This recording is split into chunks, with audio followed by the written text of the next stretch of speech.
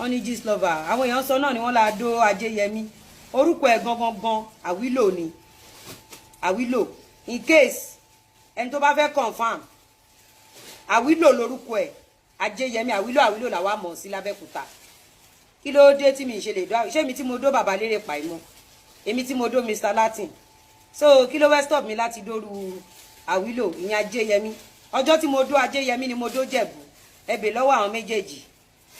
ẹ̀yin tèmi Lizzy Anjorin jáde o láti wá sọ̀rọ̀ nípa gbogbo àwọn tí o ti bá sùn àwọn tí o ti fẹ́rẹ́ ní ayé rẹ̀ ó jáde ó wá pé orúkọ àwọn òṣèré ọkùnrin tí o ti bá sùn ní ìgbà gbogbo bó ṣe wà ní Yorùbá movie industry. ẹ̀yin tèmi ọ̀pọ̀rọ̀ kágbọ̀n o ẹ jẹ́ ká gbọ́ látẹnu Lizzy Anjorin ṣé lóòótọ́ ni Lizzy Anjorin sọ ni tàbí irọ́ ló ń pa. ẹ̀yin tèmi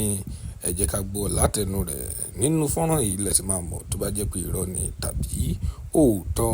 ó ti yá ẹ jẹ́ ká gbádùn èyí tó kù. so kí ni big deal èmi tí mo dó bàbá lérè pàìmọ́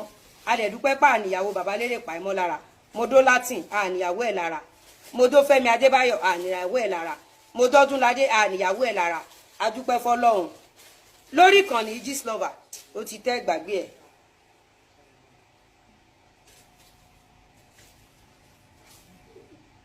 lórí ìkànnì yìí gbàgbé ẹ̀ ó ti tẹ́ gist lover olórí burúkú nìwọ náà máa bọ̀ jẹ́ kí n lecture ya ẹ̀ aṣọ tí mo gbé dání ẹ má gbàgbé o gist lover máa deal pẹ̀lú ẹ like a criminal that you are. Gist lover, I will destroy you to bone like a criminal that you are. Gist lover, èmi rò pé o ní nǹkan tó fẹ́ sọ ń pa Lizzy ni mi mọ̀ pé ò ní story. ọ̀rọ̀ dídó ló gbé wá àánú àwọn tó ń tẹ̀lé ẹ ló ń ṣe mí.